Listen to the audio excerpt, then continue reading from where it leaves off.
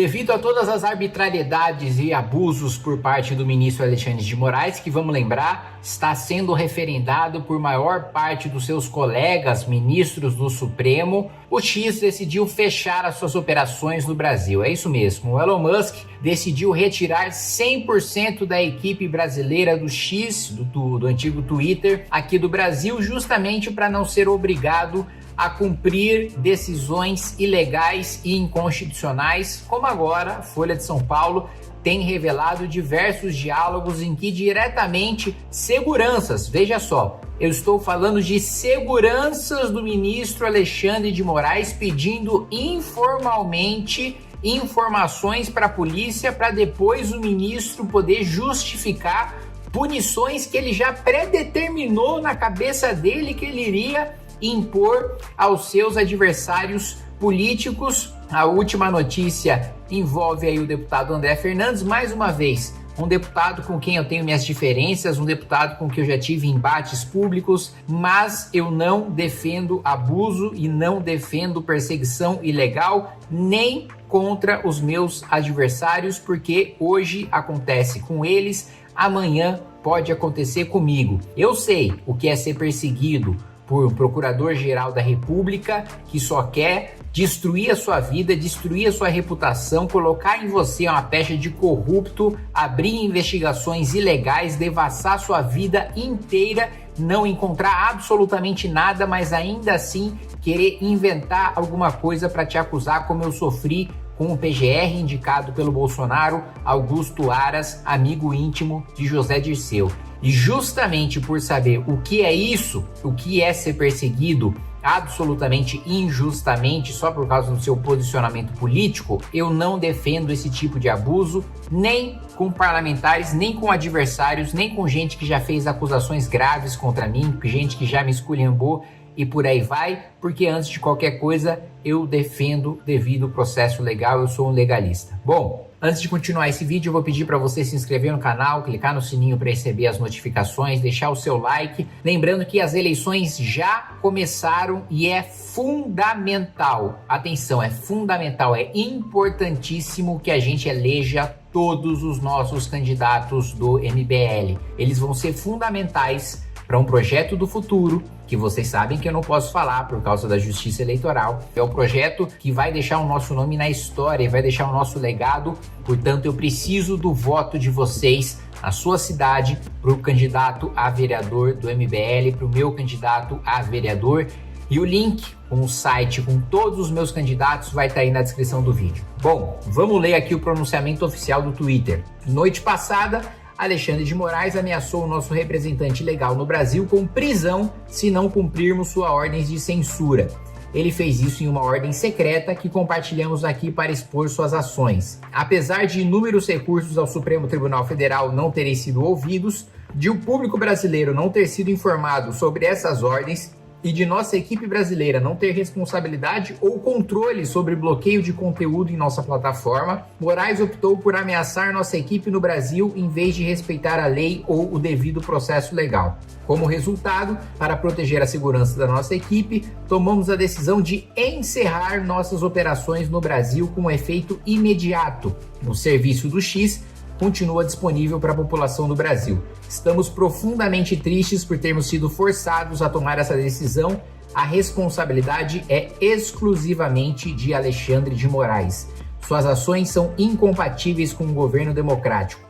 O povo brasileiro tem uma escolha a fazer: democracia ou Alexandre de Moraes. E é com essa afirmação duríssima, seguida de uma decisão secreta que o Twitter divulgou, que o X divulgou, dizendo o seguinte: eu vou pular o relatório e partir para o dispositivo aqui da decisão. O teor da certidão elaborada pelo oficial de justiça indica que a representante da empresa X no Brasil, agindo de má fé, está tentando evitar a regular intimação da decisão proferida nos autos, inclusive por meios eletrônicos, da qual já demonstrou ter conhecimento com o fim de frustrar o seu cumprimento. Assim, diante da certidão negativa de intimação e da relatada impossibilidade de contato com o representante legal da referida empresa, determino intime-se imediatamente os advogados regularmente constituídos pelo X inclusive por meios eletrônicos, para que adotem providências necessárias ao cumprimento integral da ordem no prazo de 24 horas, sob pena de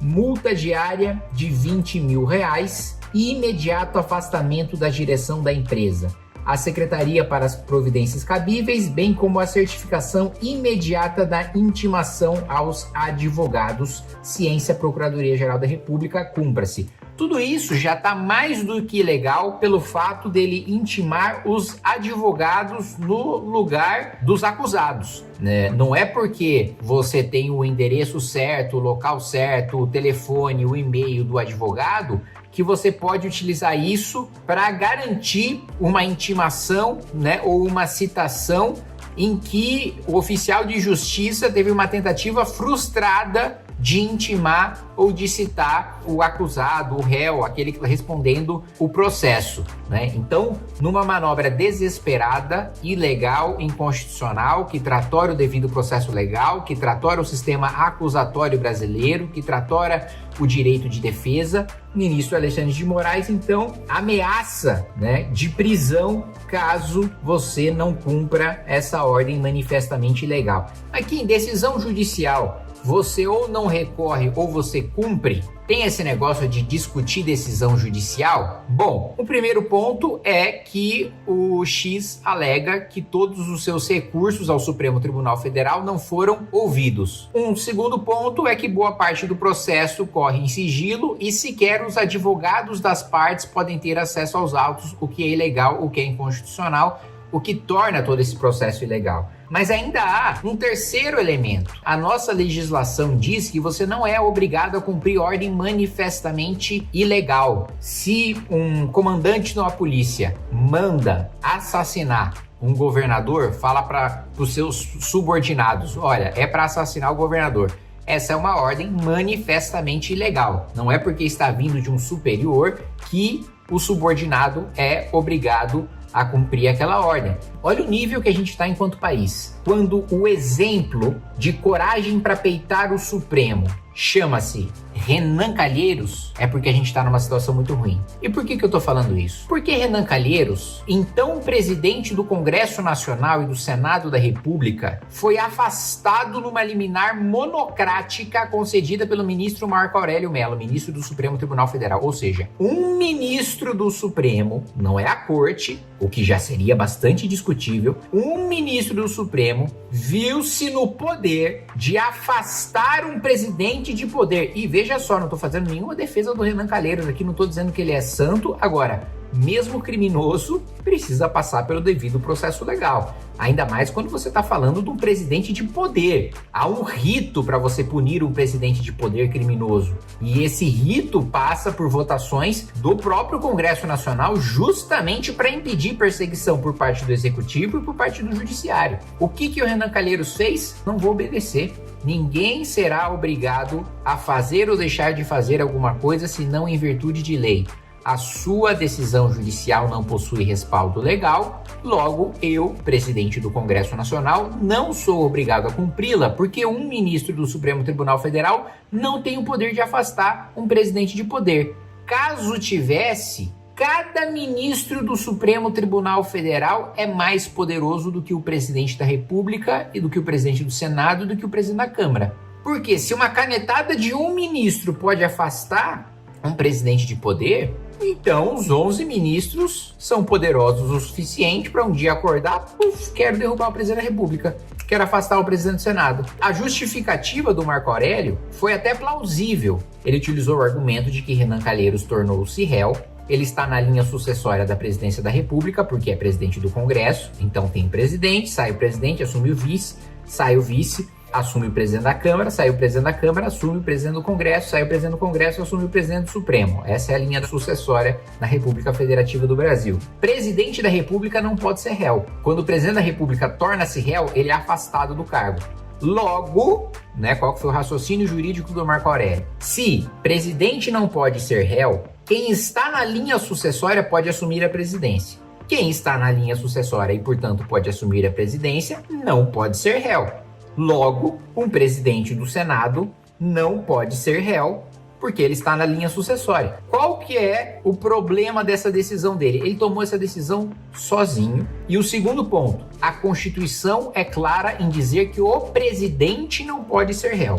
E não quem está na linha sucessória da presidência não pode ser réu. Mesmo porque a Constituição também diz que o presidente tem que ter no mínimo 35 anos de idade. Mas o presidente da Câmara, e esse é um precedente criado pela minha candidatura, o presidente da Câmara, ele não precisa ter 35 anos de idade, porque o deputado só precisa ter 21 anos de idade. E não existe meio deputado, ou seja, todos os deputados podem disputar a presidência da Câmara. Então, um deputado de 21 anos não pode ser impedido de disputar porque não tem 35, porque ele é tão deputado quanto um deputado de 35. Todo deputado é igual. Isso pela lei, pela Constituição e pela jurisprudência do próprio Supremo Tribunal Federal. Qual foi a solução meio termo encontrada pelo colegiado do Supremo? Aí sim, competente, né, para tomar a decisão, competente juridicamente, para tomar a decisão em relação ao Renan Calheiros. Tornou-se réu? Muito bem, você continua presidente do Congresso, você continua presidente do Senado, mas você está fora da linha sucessória da presidência da República. Ou seja, saiu o presidente, saiu o vice, saiu o presidente da Câmara, você não pode assumir, pula direto a sua vaga para o presidente do Supremo Tribunal Federal, que é o mesmo precedente do meu caso. Eu consultei o Supremo e a mesa da Câmara quando eu fui disputar a presidência da Câmara dos Deputados, que aliás eu tive um voto e até hoje eu não sei qual que é o meu único amigo do Congresso Nacional, que foi o cara que votou em mim. Mas é óbvio que eu disputei não para ganhar, para me posicionar, para discursar, né? E não me arrependo nada disso, mesmo com todas as retaliações que eu sofri. Qual que era o meu caso? Eu não tinha 35 anos, não tenho ainda 35 anos. Então poderia disputar a presidência da Câmara? O entendimento tanto da Câmara como do Supremo é sim, só que você estará fora da linha sucessória, porque você não tem 35 anos e o presidente precisa ter 35 anos. Entenderam a confusão inteira? Pois muito bem. Um abraço e até mais. Para rapidinho, se você tá assistindo o canal do Kim, provavelmente também você vai gostar do meu trabalho. Se você ainda não me conhece, me siga nas redes sociais, Amanda Vettorazzo. Precisamos urgentemente ter também uma representante aqui na cidade de São Paulo. Então, no Congresso é o Kim Kataguiri, no Estado, Guto Zacarias, e na cidade de São Paulo, Amanda Vettorazzo. Por isso, vote 44333.